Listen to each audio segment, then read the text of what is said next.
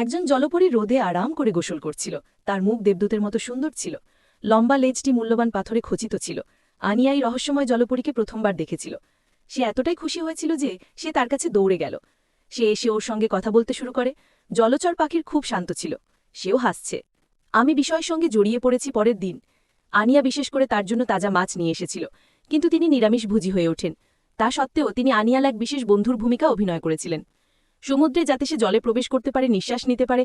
আনিয়া এত ভালো সে ভেবেছিল সে একজন বুদ্ধিমান ছেলে। দেখা করা উচিত।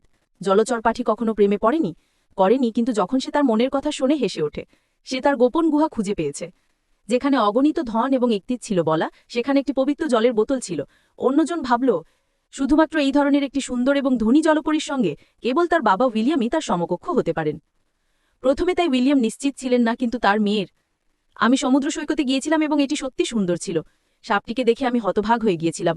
ঠিক তার মতো জলপরী কাছে গিয়ে তাকে লেজ দিয়ে অজ্ঞান করে দেয়। চলে গেলেন। উইলিয়াম জ্ঞান হারান এবং দেখা করেন। তিনি সাঁতার শিখতে শুরু করেন।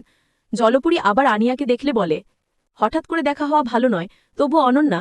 তিনি তার পিতার প্রশংসা করেন। তার মন ঘুরে যায় এবং তিনি বাড়ির জানালায় লুকিয়ে পড়েন। আমি উইলিয়ামকে দেখতে এসেছিলাম বিশৃঙ্খল অবস্থায়। মৃত জলপরী বইটিতে দেখেছিল যে লোক এবং জলপরী শিশুদের একই সময় হতে পারে না। উইলিয়াম রুমে ঢুকল এবং উইলিয়াম একটি ক্যান্ডেলাইট ডিনারে তার সঙ্গে তার পরিচয় করিয়ে দিলেন। নিতে চেয়েছিলেন, কিন্তু অন্যদিকে সঙ্গীত এসেছিল মাঝখানে। প্রতিবেশী যখন জলপরীকে ঝাঁকুনি দেয় তখন মনোযোগ হারিয়ে যায়। তাদের সন্দেহ করতে শুরু করে এবং তারা একদিন গুহাটি আবিষ্কৃত হয় এবং আক্রমণ দেওয়া হয়েছে।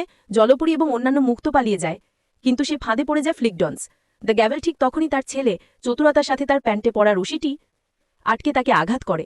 ফলস্বরূপ সে নিজেকে অপমানিত করেছিলেন। উইলিয়াম এসে ড্রামটি ছুঁড়ে ফেলে তাকে অজ্ঞান করে দেয় এবং তারা দুজনেই রক্ষা পেয়েছেন। পবিত্র জলপান করা লেজ ছেড়ে সে এখন মানুষ হয়ে গেছে। সে এখন